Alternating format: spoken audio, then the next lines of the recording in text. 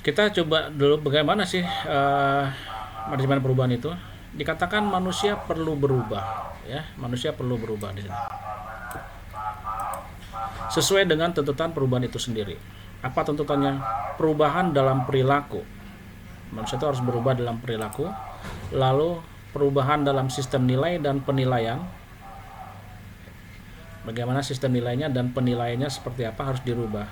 Ya, penilaian terhadap karyawan, terhadap perusahaan, terhadap aset harus dirubah, dan cara penilaiannya juga harus berubah sesuai dengan tuntutan dan keadaan pada kondisi saat ini, teman-teman. Lalu perubahan dalam metode dan cara-cara bekerja, ya.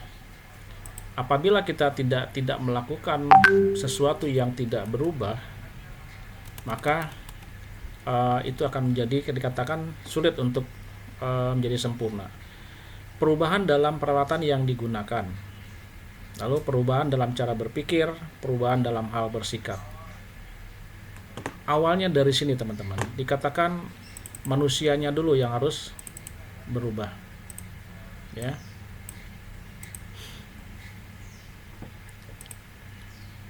Nah, perubahan itu mengandung makna beralihnya keadaan sebelumnya, ya, beralihnya ke dalam keadaan sebelumnya, the before condition dulu, menjadi keadaan setelahnya, after condition, ya. Kalau kalian lihat ada bedah rumah atau apa, kan pasti ada tulisan before after, ya. Kalau nggak kita remark, kalau nggak kita retouch muka kita, kan ada before after, ya. Ada sesuatu yang berubah. Kalau tidak ada berubah, berarti itu tidak terjadi sebuah perubahan, teman-teman. Transisi dari kondisi awal hingga kondisi kemudian memerlukan transformasi, ya, transformasi ini. Nah, transformasi, teman-teman, tidak hanya ini ilustrasinya sebuah larva menjadi sebuah kupu-kupu. Ini transformasi bentuk, dari bentuk larva menjadi kupu-kupu, ya. Ini before-nya, ini menjadi after-nya, gitu. Salah satu sasaran dari manajemen perubahan ialah mengupayakan agar proses transformasi tersebut berlangsung dalam waktu yang relatif cepat dengan kesulitan minimal mungkin. Dikatakan di sini, ya, diminta untuk waktu yang cepat dengan kesulitan yang seminimal mungkin. Apakah kesulitan itu tidak ada? Ada, ya. Apakah larva ini berubah menjadi kupu-kupu segampang itu? Tidak, teman-teman. Ini butuh proses. Nah, itu ya, teman-teman, ya. Jadi transformasi. Lalu kita lihat lagi yang berikutnya adalah perubahan dalam organisasi. Tidak banyak individu atau organisasi menyukai adanya perubahan, teman-teman. Namun perubahan tak bisa dihindari, harus dihadapi. Teman-teman, pada saat kita di perusahaan diminta kita di sini hampir rata-rata belum bekerja, ya, teman-teman, ya. Dan dalam suatu kondisi di dalam sebuah perusahaan bahwa kita dituntut untuk berubah. Contoh yang paling gampang adalah bagaimana mentransformasi semua sistem ke dalam sistem digital, misalnya sistem computerized. Ada mungkin penolakan dari beberapa orang, ya, dari beberapa orang yang tidak mau berubah. Banyak faktor, ya, dia nggak mau berubah. Tetapi tuntutan perusahaan, kamu harus berubah, kita harus berubah. Kalau nggak apa, kita akan ketinggalan, kita akan dilindas oleh perusahaan-perusahaan yang mau bereformasi, bertransformasi dari manual ke digital, seperti itu. Tetapi kalau tidak berubah, kita akan mati. Saya sudah pernah sampaikan juga, pada saat perusahaan sekelas Nokia gitu tidak mau bertransformasi, dia tidak mau berubah dari sistem Symbian-nya ke sistem Android, mati, teman-teman, ya, tanpa disadari akhirnya mati perlahan-lahan. Nah, itu ada beberapa orang yang tidak mau untuk berubah, padahal perubahan itu perlu dilakukan, teman-teman. Mau tidak mau, maka diperlukan satu pengelolaan perubahan agar proses dan dampak dari perubahan tersebut dapat diarahkan pada titik perubahan yang positif. Sekali lagi, pada titik perubahan yang positif. Sini. ya. Bukan suatu titik perubahan yang negatif atau menjadi mundur, tidak. Harus menjadi sesuatu yang lebih dan ke arah yang positif. Dikatakan di sini change or die, ya. Mau tidak mau kita harus berubah. Mau tidak mau perusahaan kita harus berubah ke arah yang sistemnya komputerisasi atau sesuatu yang mengharapkan kita gerak cepat, teman-teman. Kalau kita tidak mau gerak cepat, ya sudah, kita tidak akan tertinggal jauh oleh pesaing-pesaing kita. Kalau kita lihat beberapa definisi ya dari sebuah manajemen perusahaan, Kaufman and Lutz 2007 menjelaskan bahwa manajemen perubahan adalah pendekatan yang terstruktur dan digunakan untuk membantu tim, individu maupun organisasi untuk perubahan dari kondisi sekarang ke kondisi yang lebih baik. Sekali lagi, perubahan dikatakan Kaufman dan Lutz ini adalah perubahan dari kondisi sekarang ke kondisi yang lebih baik. Sedangkan Winardi itu mengatakan bahwa manajemen perubahan adalah suatu usaha yang dilakukan oleh manajer untuk mengelola perubahan secara lebih efektif. Ya, ini berdasarkan Winardi. Yang di dalamnya memerlukan pengetahuan terkait motivasi kelompok, kepemimpinan, konflik, dan komunikasi. Ya, ini definisi daripada manajemen perubahan beberapa pakar di bidang manajemen. Mengapa perubahan itu perlu di dalam manajemen, teman-temannya, dalam perusahaan? Tujuan manajemen perubahan itu adalah apa? Meningkatkan kemampuan organisasi yang asalnya tidak tahu megang komputer, tidak tahu bagaimana membuat sebuah proses dengan menggunakan komputer, sekarang jadi tahu, meningkatkan kemampuan skillnya. Lalu meningkatkan peranan organisasi, ya, bagaimana peranan organisasi itu terhadap bidang teknologi informasi itu terrealisasi atau semakin meningkat. Melakukan penyesuaian secara internal dan eksternal. Pada saat kita harus menggunakan, contoh ya, sini hanya contoh ya, menggunakan IT di dalam proses perusahaan kita, itu penyesuaian dalam internal dalam perusahaan itu sendiri maupun eksternal kita dituntut untuk itu. Lalu meningkatkan daya tahan organisasi yang dikatakan tadi, teman-teman, change or die. Kalau kita tidak bisa berubah ya sesuai dengan tuntutan dan kondisi saat ini, maka kita daya tahannya akan semakin lama semakin menurun dan akhirnya mati. Yang kelima adalah mengendalikan suasana kerja. Ya, mengendalikan suasana kerja. Ini yang 5 poin ini, teman-teman, dengan maksud apa? Mempertahankan dan mengembangkan eksistensi organisasi menjadi organisasi yang lebih baik ya dari kondisi yang sebelumnya. Jadi tujuannya hanya yang di kotak merah ini, teman-teman. Bagaimana sesuatu menjadi lebih baik. Dan kita yakin semua bahwa kalau kita ada di dalam sebuah perusahaan itu semakin baik, maka tingkat kehidupan, tingkat ekonomi kita juga semakin baik. Ya, akan berbanding lurus seperti itu.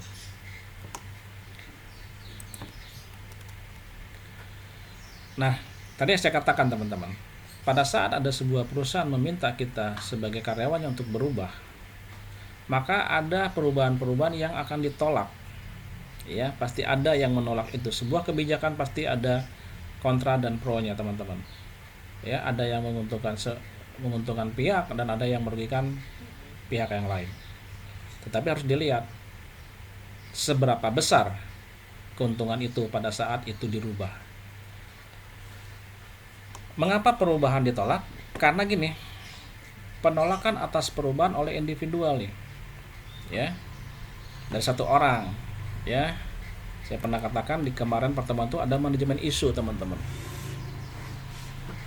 Saya menolak misalnya gitu. Saya individu ya, menolak ya. Saya bilang sama Sandy jangan ikut-ikutan lah, kita nggak usah berubah gini. Naon sih tujuannya gini. Saya mengembangkan isu itu. Akhirnya Sandy juga mengembangkan itu lagi ke Wulan, ke Adit, kemana dan semua. Asalnya dari satu orang individu, teman-teman, penolakan itu. Ya, nanti saya bilang gini, saya nanti kalau kita komputerisasi juga jangan-jangan kita ada yang diberhentikan karena tidak perlu lagi sumber daya manusia, semua diganti dengan komputerisasi. Itu saya mengembuskan nafas-nafas seperti itu, teman-teman. Isu-isu seperti itu. penolakan dari sini sendiri ya. Kalau saya ini mungkin berpikir baguslah berubah gitu ya, tapi saya mempunyai pemikiran ya sudah, kita jangan berubah gitu, ngapain gitu. Oke, lalu penolakan perubahan oleh kelompok atau organisasional ya. Pada saat ada, kalian tahu ya teman-teman ya, ada misalnya perubahan tentang kemarin rame tentang BPJS Ketenagakerjaan ya teman-teman ya. Ada penolakan baik dari organisasi, dari kumpulan ini, nggak mau nih sampai cairnya 55 tahun, nggak mau, penolakan teman. Padahal itu perubahan gitu. Nah akhirnya direvisi lagi ya. Nah kadang-kadang seperti itu teman-teman, bisa terjadi oleh satu orang penolakan itu, atau dari beberapa orang, atau yang disebut dengan kelompok. Ini berdasarkan si Stephen P. Robbins ini teman-teman ya, diambil dari Organizational Behavior Concept, Controversy dan Application tahun 91. Ini ada dari individu dan dari kelompok. Penolakan individu terhadap perubahan apa saja? Ini ada kebiasaan, rasa aman, faktor ekonomi, ketidakpastian, persepsi. Dan ini biasanya persepsi yang salah teman-teman. Ya, persepsi adalah kan pikiran yang muncul dari seseorang, dari sudut pandang dia sendiri. Nah kalau dari kebiasaan, contohnya kita coba ya, hari ini mulai tepat waktu, jam istirahat jam 12 sampai jam 1. Tolong tepat waktu, kebiasaan jangan lebih 5 menit, jangan lebih 10 menit. Kalau jam 1 masuk, jam 1. Itu perubahan yang, karena banyaknya teman-teman ya, karyawan yang masih jam 1 lah, baiklah terlambat 5 menit, 10 menit. Itu kebiasaan yang menjadi habit yang buruk. Nah dirubah tuh, ditegaskan bahwa istirahat jam 12 sampai jam 1. Jam 1 harus ada di tempat gitu. Ini kebiasaan, rasa aman. Ya, bagaimana kita mendapat rasa aman terhadap sebuah perubahan. Faktor ekonomi, ketidakpastian, persepsi. Ya, ini semua ditolak teman-teman. Karena apa? Biasanya itu kita tidak nyaman dengan perubahan yang berlaku. Gitu ya. Kita tidak aman, kita tidak nyaman karena tidak biasa seperti itu. Oke, kita lihat tentang kebiasaan. Merupakan pola tingkah laku yang ditampilkan berulang-ulang sepanjang hidup. Kebiasaan dilakukan karena merasa nyaman. Sekali lagi teman-teman ya, kebiasaan dilakukan karena merasa nyaman, menyenangkan. Jika perubahan berpengaruh besar terhadap pola kehidupan, maka akan muncul mekanisme dari diri, yaitu penolakan. Yang dekat ya teman-teman, nyaman, menyenangkan. Ya, saya merasa nyaman masuk jam 1 lebih 10. Kenapa? Nongkrongnya masih lebih lama. Ya, minum kopinya masih lebih lama. Menyenangkan bagi saya. Tapi itu kurang baik bagi perusahaan. Ya, efektivitas waktu tidak terjadi di situ. Itu tentang kebiasaan. Lalu rasa aman. Jika kondisi saat ini memberi rasa aman, nyaman, dan kita membutuhkan rasa aman yang relatif tinggi, maka potensi menolak perubahan pun besar.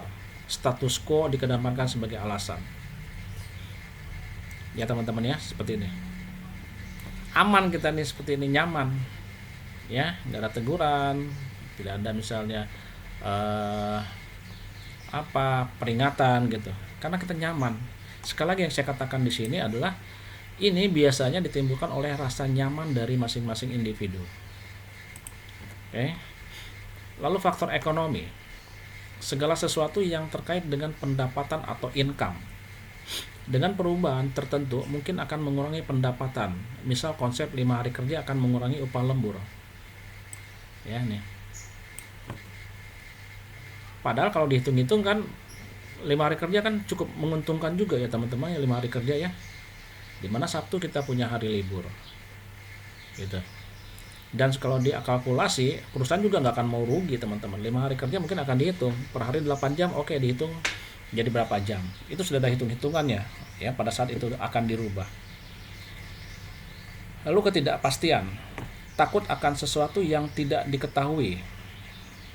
Ya, karena sebagian besar perubahan tidak mudah diprediksi hasilnya. Dengan kata lain, kondisi sekarang sudah pasti. Karena sudah pasti berarti berasa nyaman teman-teman. Kembali lagi kepada nyaman.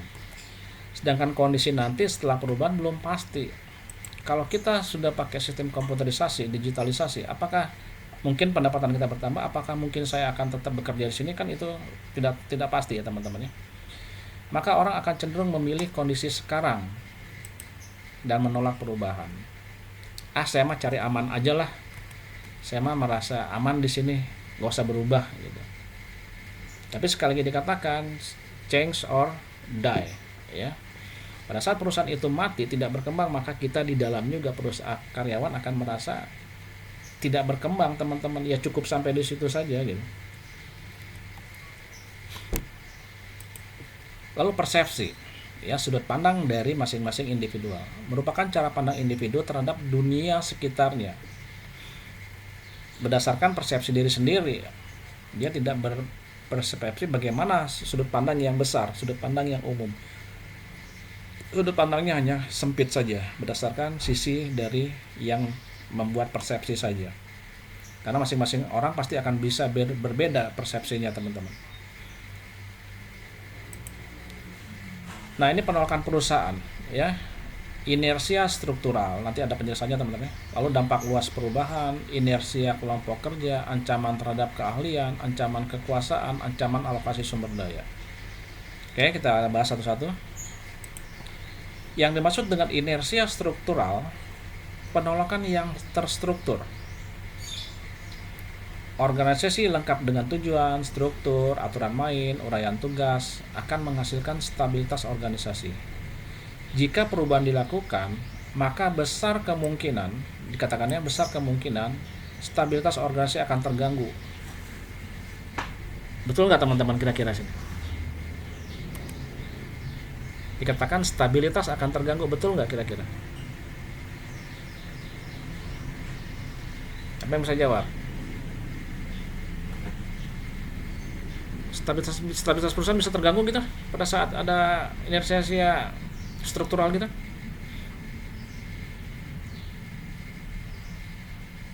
Percaya ada atau enggak?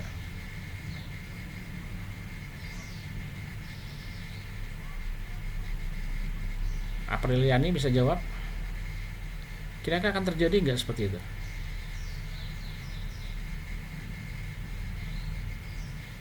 Terjadi kok. Jadi ya, pasti akan terganggu, teman-teman. Terganggu kenapa? Ada individu-individu yang penolakan, membuat isu-isu negatif. Ya, stabilitas pasti akan agak sedikit terguncang, teman-teman. Gak usah lah kita kudeta aja, nggak suka kita buat kelompok yang akan membuat ini tidak terjadi perubahan ini gitu. Pasti ada yang namanya stabilitas organisasi akan terganggu. Lalu dampak luas perubahan. Fokus perubahan akan berdampak luas. Perubahan dalam organisasi tidak mungkin hanya difokuskan pada bagian satu saja, teman-teman. Karena organisasi merupakan suatu sistem, jika satu bagian diubah maka bagian lain akan berpengaruh juga. Ya, teman-teman, sama seperti mesin ya. Pada saat kita merubah satu onderdil, satu perangkat yang kita rubah, itu akan mempengaruhi kerja yang lain. Sudah pasti itu, ya. Kalau dalam tubuh manusia metabolismenya atau dalam sistem pencernaannya akan berubah karena ada sesuatu yang berubah. Oke. Inersia kelompok kerja. Meskipun individu mau mengubah perilakunya, dikatakan mau mengubah perilakunya, namun norma kelompok memiliki potensi untuk menghalangi perubahan. Dominasi pengaruh kelompok lebih kuat daripada individu dalam kelompok, ya. Jadi pada saat sekarang, oke, saya maulah berubah, ya, mau mengubah perilaku. Tetapi teman-teman, norma kelompok memiliki potensi untuk menghalangi perubahan. Ini yang berbahaya, ya. Pada saat satu kelompok mau menghalangi sebuah perubahan, maka akan menjadi dominasi terhadap kelompok yang lebih kuat. Tapi sebenarnya kalau perusahaan mau saklek, ya teman-teman, ya, siapa yang nggak mau berubah, ya sudah, buat saja surat pengunduran diri. Kalau itu menggunakan kekuatan power of manajemennya, teman-teman, ya, kekuatan daripada manajemen, ya sudah, kalau kamu tidak mau berubah, kami sudah mengajak Anda untuk berubah ke arah yang lebih baik. Anda tidak mau, oke, silakan, Anda resign saja dari perusahaan ini. Itu saklek, teman-teman. Oke, kalau kamu nggak mau ikut aturan di sini, ya sudah, nggak usah. Sama mungkin di kampus kita, teman-teman, di sebuah kampus universitas akan berlaku seperti itu juga, saklek juga. Kalau kamu tidak mau ikut aturan, ya silahkan. Kamu jangan kuliah di sini, gitu ya. Kalau itu mengambil the powernya, kekuatannya, kan, tapi nggak segitu ya. Oke lah, kamu seperti inilah dulu, dibujuk dulu. Kalau nggak bisa kekeh, akan mengganggu keselamatan, kestabilan perusahaan, udah suruh keluar saja, gitu ya. Lalu ancaman terhadap keahlian dikatakan apa? Perubahan dalam pola organisasional dapat mengancam keahlian kelompok kerja tertentu. Penerapan IT dapat menggantikan aktivitas secara manual terkait mutu SDM, teman-teman. Perubahan yang dikatakan tadi, misalnya perubahan tentang komputerisasi, digitalisasi, teman-teman. Ini akan mengancam keahlian kita nggak? Iya. Hal yang kecil, teman-teman. Ya, ini dampaknya sangat luar biasa dan ini terjadi sudah lama. Kalian kalau berpergian dengan orang tua kalian atau kalian sendiri pakai menggunakan jasa layanan tol, teman-teman, apakah ada setiap gerbang tol itu ada orang ya yang memberikan tiket kalian, membayar seperti itu? Sudah tidak ada lagi kan ya? Semua sudah otomatis, GTO, gerbang tol otomatis. Semua bayar pakai e-tol card. Kenapa? Berarti, teman-teman, perubahan dari sistem manual ke komputerisasi mengancam keahlian seseorang. Seorang petugas yang ada di gerbang tol itu akan kemana? Mengancam dong. Ya, saya udah lama, teman-teman, nggak ke mall ya, tempat pusat perbelanjaan. Kemarin saya agak kaget juga. Saya masuk ke salah satu department store yang ada di Jalan Buah Batu. Saya masuk, waktu saya mau ngambil tiket parkir, teman-teman, kok nggak ada lagi ya tombol tiketnya, sensor tangannya kok nggak ada lagi ya. Saya lihat, ternyata anak saya bilang gini, tapi udah pakai, sekarang harus pakai kartu. Ternyata masuk ke situ tidak pakai lagi ambil tiket atau sensor tangan keluar tiket, teman-teman. Ternyata saya harus menempelkan kartu tol di situ. Ya, karena udah lama saya nggak ke situ, saya kaget. Waktu saya tempelkan kartu tol saya, oh ternyata bisa.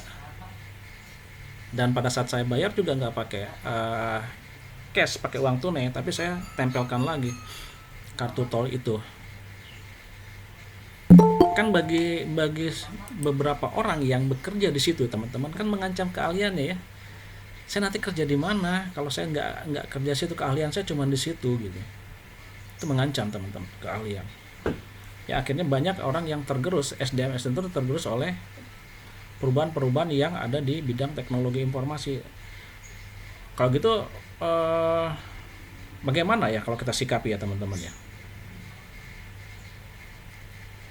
Kita merasa terancam dengan pekerjaan kita, sementara itu harus dilakukan. Kan dilema ya, teman-teman ya. Itu harus dilakukan. Kalau enggak, bagaimana kita akan tertinggal terus gitu. Gitu kan?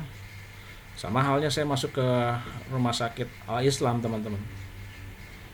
Sekarang saya juga tidak untuk mobil saya pakai, nggak tahu ya, kalau motor masih bisa saya pakai uang tunai, tapi kalau pakai mobil saya sudah harus menempelkan ambil tiket pakai sensor, waktu bayar saya harus pakai tol, kartu atau member di situ, atau pakai kartu tol.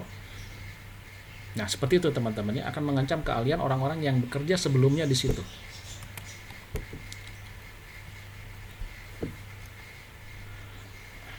Oke, yang berikutnya ancaman kekuasaan. Ancaman terhadap hubungan kekuasaan yang telah mapan. Mengintroduksi sistem pengambilan keputusan partisipatif seringkali dipandang sebagai ancaman kewenangan bagi tingkat middle manager. Ini, teman-teman, yang saya katakan tadi, mengancam dengan kekuasaan. Ya, perubahan itu bisa dilakukan dengan ancaman kekuasaan. Kamu harus bekerja sini, kalau tidak silakan angkat kaki. Ya. Lalu ancaman terhadap alokasi sumber daya. Kelompok-kelompok dalam organisasi yang mengendalikan sumber daya dengan jumlah relatif besar sering melihat perubahan organisasi sebagai ancaman. Nah, dikatakan tadi, teman-teman ya, perubahan tersebut akan mengurangi anggaran atau SDM kelompok kerjanya atau tidak. Di pemerintahan sekarang, teman-teman, eh, kita bagian anggaran itu tidak bisa belanja seenaknya teman-teman ya sekarang ya. Contoh kemarin ada kasus di anggota Badan Anggaran DPR ya teman-teman ya, Gordon ya, berapa 4 M gitu kan ya. Nah sebenarnya kan tidak bisa lagi seenaknya, karena saya misalnya memegang ketua bidang untuk mengganti Gordon. Saya mengambil rekanan saya ambil Sandy, nanti saya partner ya dengan kamu menyediakan Gordon. Sekarang kan nggak bisa begitu teman-teman. Sekarang harus melewati lelang yang ditunjuk oleh negara ya, transparan. Kan ini mengancam saya, mengancam Sandy, betul nggak? Saya tidak bisa bermain lagi dengan Sandy. Nanti kalau dapat kamu 4 miliar 10% untuk saya ya, tapi proyek dapat sama kamu. Itu kan mengancam saya teman-teman ya, sumber daya ya, tidak transparan. Akhirnya saya ngambil yang dekat sama saya supaya saya dapat komisi ya, atau fee gitu. Itu mengancam seperti itu, perubahan seperti itu. Makanya kalau saya punya kepentingan di situ, saya akan menolak teman-teman, menolak perubahan tentang anggaran seperti itu. Saya pasti akan menolak dengan keras. Kenapa? Berhubungan dengan saya, pemasukan saya nggak ada lagi kalau seperti itu. Nah itu terjadi penolakan tentang sumber dayanya. Bagaimana mengatasi penolakan atas perubahan teman-teman ya? Perubahan harus dilakukan, tapi bagaimana kalau ada terjadi penolakan? Cara mengatasinya pendidikan dan komunikasi, partisipasi, fasilitas dan dukungan, negosiasi, manipulasi dan kooptasi ya. Ya, seperti ini teman-teman. Nah, kita lihat satu-satu ya, seperti apa mengatasi penolakan ya, dengan cara pendidikan dan komunikasi apa? Memberikan penjelasan nih ya. Oke, teman-teman yang ada di kelas ini, kita harus berubah sekarang ya, dengan cara belajar seperti ini dengan menggunakan perangkat alat seperti ini. Saya jelaskan ya, dengan cara apa? Diskusi ya, supaya saya tampung bagaimana kalau kita terjadi perubahan ini, apa tanggapanmu, misalnya seperti itu. Itu melalui dengan pendidikan dan komunikasi. Oke. Jadi secara keilmuan dikasih tahu nih kenapa kita harus berubah, apa dampaknya ya. Lalu partisipasi, ajak semua pihak untuk mengambil keputusan bersama. Leader hanya sebagai fasilitator dan motivator saja ya. Biarkan anggota organisasi yang ambil keputusan. Oke teman-teman, misalnya gitu ya, kita mengambil sebuah keputusan tentang perubahan tentang kelas ini. Positifnya 5, negatifnya 1. Dampaknya seperti ini. Sok, silakan. Kalian kasih masukan sama saya, kita ambil ke sebuah keputusan. Diajak semua ikut partisipasi teman-teman. Artinya pada saat kita membuat sebuah keputusan bersama, maka tidak ada lagi saling menyalahkan. Pada saat dibilang, Pak kami mengambil sebuah keputusan, oke kami ikuti perubahan ya. Nah lalu saya kan pada saat itu perubahan terjadi teman-teman, di tengah jalan kalian merasa tidak puas, saya bisa bilang seperti gini, kan kalian yang mengambil keputusan itu, saya sudah kasih tahu dampaknya seperti ini, dampak positifnya, dampak negatifnya seperti ini, kalian yang memutuskan. Jadi pada saat karyawan memutuskan, maka teman-teman, karyawan tidak bisa juga menyalahkan perusahaan 100%. Lah kalian yang ambil keputusan, kenapa menyalahkan saya seperti itu ya. Bukan berarti lepas tanggung jawab juga, tidak, tetapi oke, konsekuensinya gini, apa masalahnya, mari kita perbaiki itu ya.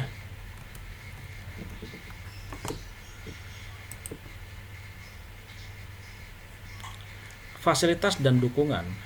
Jika anggota organisasi merasa takut atau cemas terhadap perubahan yang diterapkan teman-teman, lakukan konsultasi bahkan terapi. Berikan juga pelatihan-pelatihan terkait peningkatan kemampuan. Nah pada saat kalian misalnya cemas, Pak nanti saya nggak bisa menggunakan perangkat ini, saya nggak bisa menggunakan mesin otomatis ini ya, kan takut, cemas tuh, bukan karena nggak mau berubah tapi nggak bisa apa-apa. Oke, saya bilang jangan takut, kalau kalian nggak bisa kami akan kasih pelatihan, akan diajarkan, kita akan panggil trainer ke sini supaya apa yang kalian cemaskan itu tidak terjadi. Nah, itu merupakan fasilitas dan dukungan dari sebuah perusahaan, teman-teman. Lalu negosiasi, melakukan negosiasi dengan pihak-pihak yang menentang perubahan, ya. Cara ini bisa dilakukan jika yang menentang memiliki kekuatan yang tidak kecil, misalnya serikat pekerja yang menentang kebijakan baru dari manajemen perusahaan. Ini sering terjadi, teman-teman. Kalau organisasi yang menentang, organisasi buruh, organisasi serikat pekerja, itu bisa melakukan negosiasi karena dia punya power yang sangat kuat. Kalau misalnya hanya kelompok orang, 20-30 orang, gampang ditanganinya, teman-teman, dengan kekuatan, dengan power, ya, dengan power dari manajemen. Tetapi kalau sudah kekuatan di luar itu dan mempunyai pengaruh yang besar, itu perlu negosiasi. Apa sih yang kalian inginkan, serikat pekerja, sampai karyawan saya resah seperti ini? Negosiasi, teman-teman. Sama seperti tadi ya, pemerintah pada saat mengeluarkan kebijakan BPJS Ketenagakerjaan, resah kan, membuat resah semua kan, penolakan terjadi di mana-mana. Akhirnya lakukanlah negosiasi, akhirnya terjadi perubahan lagi yang lain. Itu, teman-teman, tentang yang namanya negosiasi. Nah, ini yang disebut dengan manipulasi dan kooptasi. Manipulasi adalah menutupi kondisi yang sesungguhnya, ya. Dibilang bagus padahal nggak bagus, gitu. Itu manipulasi. Lalu misalnya ini manipulasi ini, memelintir atau twisting fakta agar tampak lebih menarik, tidak mengutarakan hal yang negatif. Pada saat saya menggunakan alat yang manual, saya menutupi itu kondisi yang misalnya banyak salahnya, kurang sempurna, saya tutup itu, teman-teman. Hasilnya baik-baik saja kok, ya. Itu dimanipulasi. Supaya apa? Oh, dengan manual aman-aman aja kok, nggak perlu perubahan ke komputerisasi. Itu dimanipulasi ya, teman-teman, ya. Sedangkan kooptasi dilakukan dengan cara memberikan kedudukan penting kepada pimpinan penentang perubahan dalam mengambil keputusan. Ya, kooptasi dilakukan dengan cara memberikan kedudukan penting kepada pimpinan penentang. Contohnya gini, teman-teman. Esar nih, ya. Maaf ya, Esar, saya pakai nama kamu. Esar sebagai orang yang penentang perubahan, ya, dia yang sebagai provokatornya, sebagai corongnya. Lalu saya bilang sama Esar, kita harus melakukan perubahan. Kamu pengen apa di ini? Tapi sekali lagi, teman-teman, ini bukan perilaku yang negatif, ya. Perubahan yang positif tapi ditentang. Esar salah satu orang yang paling berpengaruh di dalam kelompok itu. Saya panggil Esar.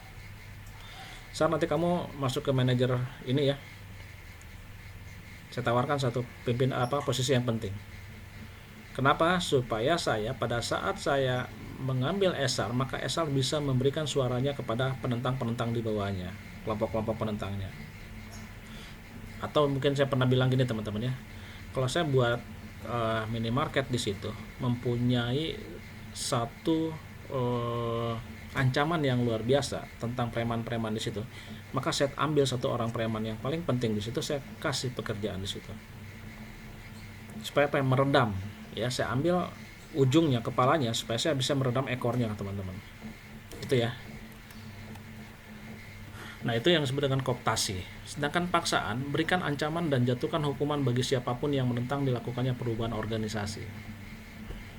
Ini lebih saklek, saya bilang, teman-teman. Esar, kamu menentang, ya. Kamu tadi tidak mau ditawarin sama saya menjadi seorang manajer. Ini perubahan yang positif, tapi kamu tidak mau. Kamu tetap menentang. Oke, Esar, tanda tangan ini, kamu keluar dari perusahaan. Itu saklek, saya bilang. Maka senjata terakhir yang dilakukan perusahaan, jika ada orang-orang seperti itu yang tidak mau berubah demi kebaikan perusahaan, maka dengan cara paksa saja. Esar, silakan tanda tangan. Oke, saya bayar kamu persuade kamu. Selesai, teman-teman. Ya, kalau Esar memang dia gentle dengan powernya seperti itu, dengan merasa dia benar, oke, saya keluar, gitu, ya. Tetapi kalau misalnya ragu-ragu karena gosokan juga Esar, ya sudah Pak, saya terimalah sebagai manajer. Nanti gampang Pak, orang-orang di bawah saya akan pengaruhi. Gitu juga, ya, teman-teman, ya. Tapi kalau Esar nggak mau, saya paksa saja, ya. Kalau saya nggak mau keluar duit, gampang Esar. Saya sodorkan sama kamu, ini surat SPK, surat perjanjian kerja, kamu tanda tangan, kamu mengundurkan diri. Kalau kamu mengundurkan diri, saya nggak perlu bayar per squad kamu ya, saya nggak perlu bayar. Tapi kalau kami berhentikan secara tidak hormat, kami harus bayar pesangon. Nah, kalau perusahaan mau licik lagi, saklek, ya sudah, paksa aja Esar tanda tangan mengundurkan diri, pernyataannya di situ. Ya, seperti itu ya. Itu dengan paksaan, teman-teman. Ini yang terakhir ya. Kalau nggak bisa, ya sudah, dipaksa saja. Lalu kalau kita lihat dari tipe pendekatan ya, tadi bagaimana cara mengatasinya, sekarang pendekatan dalam manajemen perubahan organisasi. Unfreezing the status quo. The second one is movement to the new state, and the last one, refreshing the new change to make it permanent. Itu diambil dari Kurt Lewin ya. Yang dimaksud dengan unfreezing ini apa sih katanya ya? Upaya-upaya untuk mengatasi tekanan-tekanan dari kelompok penentang dan pendukung perubahan. Status quo dicairkan. Biasanya kondisi yang sekarang berlangsung atau status quo diguncang sehingga orang merasa kurang nyaman. Ya, kalau kita dengar-dengar status quo biasanya di pemerintahan ya teman-teman ya. Nah, pemerintahan sekarang, negara sekarang status quo, nggak jelas siapa pemimpinannya. Dicairkan itu teman-teman, dengan cara unfreezing the status quo. Oke, yang kedua, movement to the new state. Secara bertahap tapi pasti perubahan dilakukan nih. Jumlah penentang perubahan mulai berkurang, sedang jumlah pendukung bertambah. Untuk mencapainya, hasil-hasil perubahan harus segera dirasakan. Ini sudah mulai bergerak teman-teman. Ya, contoh tadi, orang-orang yang menentang, saya ajak ngobrol nih, kenapa sih menentangnya? Apa sih jadi alasannya? Kalau kamu misalnya dapat sekarang 2 juta, gajimu sekarang jadi 2,3, apa nggak senang? Gitu ya. Nah, seperti itu diajak, akhirnya semakin banyak yang pro dalam pada perubahan, yang menentang menjadi lebih sedikit. Kita lebih gampang memanage itu teman-teman. Lalu yang ketiga, refreshing the new change to make it permanent. Jika kondisi yang diinginkan tercapai, stabilkan kondisi melalui aturan-aturan baru, sistem kompensasi yang baru, cara pengelolaan organisasi. Artinya, secara sederhananya gini. Oke ya, penentang berkurang. Maka, ini teman-teman semua yang mau melakukan perubahan, kompensasinya ya, bagi yang yang masih belum permanen, oke lah, kita angkat sebagai karyawan permanen ya. Yang outsourcing, bagaimana kita coba menjadi seorang karyawan permanen. Direalisasikan teman-teman, memberikan rasa aman dan nyaman juga bagi karyawan. Kamu dapat numerasi, gaji kamu dulu 5 juta ya, sekarang saya naikin lah. Perubahan ini mudah-mudahan kalau kita kerjasama, kalian bisa mendapat 5,5 atau 5,7. Kan kita senang juga teman-teman ya. Lalu 2 kategori perubahan teman-teman. Ya, perubahan itu ada 2 kategori. Yang pertama dikatakan perubahan yang bersifat gradual, incremental, dan yang terfokuskan secara khusus. Yang kedua, perubahan yang bersifat revolusioner, yang bersifat mendadak, drastis, dan mencakup seluruh organisasi.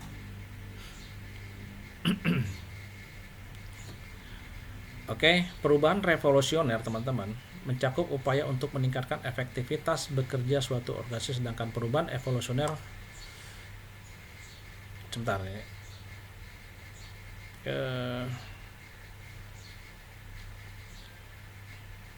Ini revolusi ya teman-teman ya.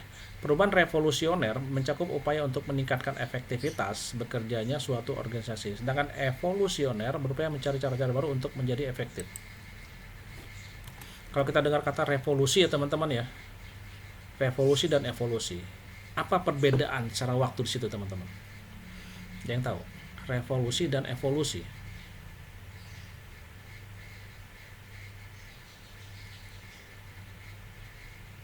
Ada yang tahu nggak? Ya Sarah tadi saya sebut, Sarah apa Sarah kira-kira beda waktunya Sarah, revolusi dan evolusi? Saya nggak bisa jelasinnya, Pak. Saya Secara sulit waktu menjelaskan. Oh, nggak apa-apa, nggak bisa jelaskan ya. Teman-teman, kalau revolusi itu biasanya berlangsung sangat cepat ya teman-teman. Betul ya? Revolusi. Sedangkan evolusi biasanya dengan waktu yang lambat teman-teman. Ya, evolusi manusia berdasarkan Darwin kan jutaan tahun ya teman-teman ya. Nah, sedangkan revolusi itu cepat. Revolusi kemerdekaan cepat, selesai. Sedangkan evolusi itu bertahap. Jadi suatu tahap yang lambat, tapi pasti evolusi itu. Tapi kalau revolusi berdasarkan waktunya sangat cepat teman-teman. Cepat dan selesai langsung. Itu ya. Jadi berhubungan dengan waktu, revolusi itu sangat cepat, sedangkan evolusi adalah sangat lambat. Kenapa? Dia mencari cara-cara baru teman-teman. Ya, kalau di revolusi ya enggak, pokoknya hantam kromo saja. Saya nggak suka, saya revolusi saja sudah. Saya nggak suka terhadap pemerintah, ya dilakukan oleh mahasiswa, pengennya revolusi aja langsung. Kan nggak boleh seperti itu. Pengennya pada saat itu langsung terjadi, ya nggak bisa teman-teman. Tuntutan mahasiswa pengen langsung berubah, langsung terjadi, ada perubahannya, nggak bisa kayak gitu juga tuh. Ya itu artinya kalian kalau para mahasiswa membuat sebuah revolusi. Revolusi itu nggak baik, sesuatu yang dipaksakan revolusi. Sedangkan evolusi ya dia akan berkembang secara prosesnya dengan cara-cara yang baru. Oke. Kekuatan yang menghalangi teman-teman terhadap sebuah perubahan, ya. Yang pertama, kendala-kendala keorganisasian, kekuasaan dan konflik. Perbedaan-perbedaan dalam orientasi fungsional, struktur mekanistik, kultur organisasi, kendala kelompok, norma kelompok, pemikiran kelompok, ya, dan eskalasi komitmen, kendala-kendala individu, ketidakpastian dan perasaan tidak aman. Yang jelas teman-teman, ya, rasa ini, ya, kayak lagu aja, rasa ini adalah rasa yang pernah ada teman-teman. Jadi rasa ini semua atau kondisi-kondisi ini adalah kekuatan yang menghalangi. Ya, semua ini adalah menghalangi kekuatan ini. Yang katakan tadi, kekuatan kendala ke kelompok, individu, ketidakpastian, perasaan tidak aman, perspektif, persepsi. Ini yang sangat kuat untuk menghalangi terjadinya sebuah perubahan. Ya.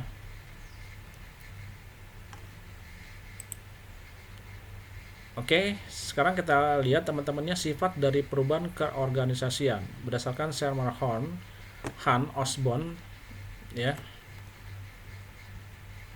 Ini dikatakan dalam proses perubahan ada yang disebut dengan change agent, ya, agen perubahan. Seseorang atau kelompok yang bertanggung jawab untuk mengubah pola perilaku yang ada pada orang tertentu atau sistem sosial tertentu. Teman-teman, pada saat kalian menjadi manusia menjadi manusia, ya. Menjadi manusia artinya manusia yang bukan menjadi manusia secara fisik ya teman-teman, ya. Pada saat menjadi manusia dan kalian sudah misalnya menjadi mahasiswa dan kalian sudah dilantik menjadi seorang sarjana, maka kalian harus menjadi change of agent, betul ya? Pak Rektor selalu mengatakan seperti itu. Kita bukan hanya menjadi orang-orang yang menjadi follower saja, tidak. Kita harus menjadi agen-agen perubahan di masyarakat. Kenapa? Karena kita punya ilmunya, teman-teman. Makanya dikatakan kita harus menjadi agen sebuah perubahan. A change of agent. Ya, seperti itu. Jangan hanya mau menjadi follower, teman-teman. Kalau follower gampang, ya, kita nggak perlu punya skill gitu ya. Cukup jadi follower aja. Nah, dikatakan change of agent, ya, seorang atau kelompok yang bertanggung jawab untuk mengubah pola perilaku yang ada pada orang yang tertentu atau sistem sosial tertentu. Kalian pulang pada saat sudah dikukuhkan menjadi seorang sarjana, pulang ke kampung, pulang ke tempat tinggal kalian, ke hometown kalian harus menjadi seorang agen perubahan, membuka paradigma orang-orang yang ada di sekitar situ. Oke, kita berubah, pola pikir kita jangan sempit lagi, kita harus seperti ini.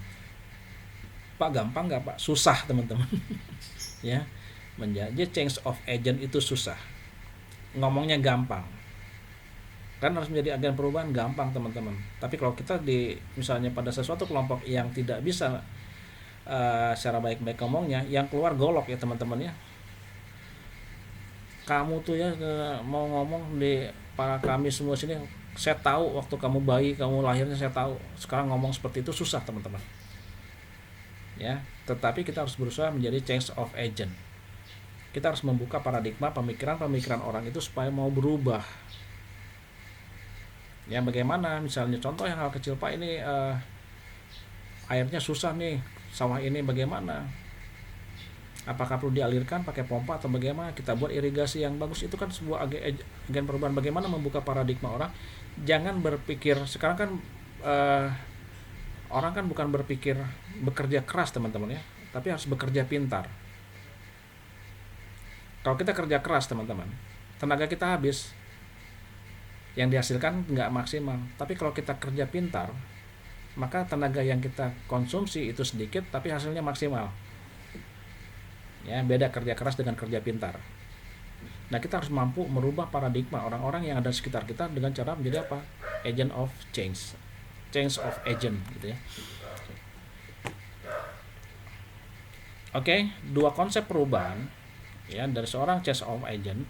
Change agent itu adalah yang disebut dengan plan change, perubahan yang direncanakan. Lalu perubahan yang tidak direncanakan, unplanned change. Ya. Oke. Ini tidak penjelasannya, tapi dari bahasanya sini teman-teman, gampang kita ambil sebuah kesimpulan perubahan yang direncanakan nih. Jadi perubahan yang sudah dikonsep duluan. Ada hitung-hitungannya. Ya, dikonsep nih. Perubahan ini. Tetapi kalau perubahan yang tidak direncanakan, unplanned change, itu gampang sekali teman-teman.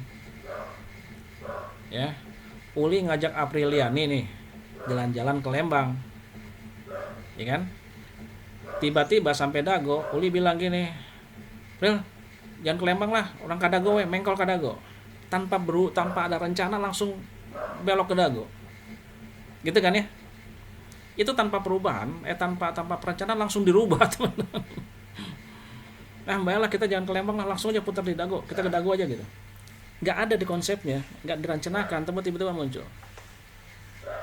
Ya, tapi kalau misalnya sudah direncanakan, nanti kita ke Lembang ya, kita rencana. Tiba-tiba H-1 bilang, jangan ke Lembang lah, kita ke Dago aja yuk. Belum terjadi ya, belum terjadi, tapi sudah direncanakan berubah. Oke, April setuju. Tetapi kalau yang tidak rencanakan tiba-tiba Uli yang bawa kendaraan tiba-tiba mengkol ke Dago. April bengong dong. Li, kamu tinggal salah mah ke Dago bukan ke Lembang gitu kan. Unpredictable gitu kan, nggak diprediksi. Ke Lembang macet gitu. Tanpa direncanakan tiba-tiba berubah teman-teman. Ya. Sama halnya kalau kalian ya, biasanya ya teman-teman ya, kalau mengadakan kegiatan gitu ya. Wah, kalau direncanakan jauh-jauh hari biasanya gagal ya, nggak pernah jadi ya. Tapi tiba-tiba ngumpul gini di kampus, habis kuliah main-main yuk ke Dago gitu. Itu pasti biasanya jadi teman-teman. Ya, biasanya jadi karena pas spontanitas. Tetapi kalau dibilang gini, ngumpul sekarang pulang kuliah ya, minggu depan ke Dago yuk jalan-jalan gitu, biasanya gagal terus teman-teman. Ya kalau direncanakan gagal wae gitu, mending langsung spontanitas saja gitu ya. Jadi yang direncanakan sama tidak direncanakan teman-teman itu ya dari prosesnya tidak pernah terpikirkan dan terjadinya pada saat proses itu berlangsung. Oke, yang berikutnya target perubahan. Ya, perubahan ini untuk siapa targetnya? Oke, tingkat target perubahan yang dikatakan adalah tingkat sumber daya manusianya. Targetnya adalah sumber daya manusianya, sumber-sumber daya fungsionalnya, kemampuan teknologinya, kemampuan koordinasi. Ini targetnya pada saat perubahan itu dilaksanakan. Ya, ini targetnya teman-teman. Oke, ini the last slide. Siklus perubahan yang saling memperkuat teman-teman. Ya. Yang mana yang pertama adalah sikap siklusnya perubahan yang saling memperkuat adalah perubahan itu bisa kuat apabila ada komitmen atau motivasi. Ya. Contoh, perubahan terjadi. Pril, kata Ulit ya, nggak jadi ke Lembang yuk, kita ke Dago aja. Itu akan kuat apabila April langsung oke, siap gitu ya. Tetapi kalau April banyak tanya, agak sedikit nggak terima, kan akan sulit ya, akan sulit perubahan itu bisa terjadi. Tapi kalau punya komitmen, sama-sama setuju, sama-sama akan melaksanakan, punya motivasi, enak lo makan di situ, kata Ulit teh. Di Dago udahlah kita ke situ. Apriliani setuju. Kumanya oke lah, nggak apa-apa lah, kita makan di situ sekalian lewat rumah mantan, katanya kan gitu ya. Mantan Apriliani ada di situ. Aduh, punya motivasi dong kuat ya. Tapi Li jangan lewat sini ya Li ya, ke Dagonya ya. Kenapa gitu?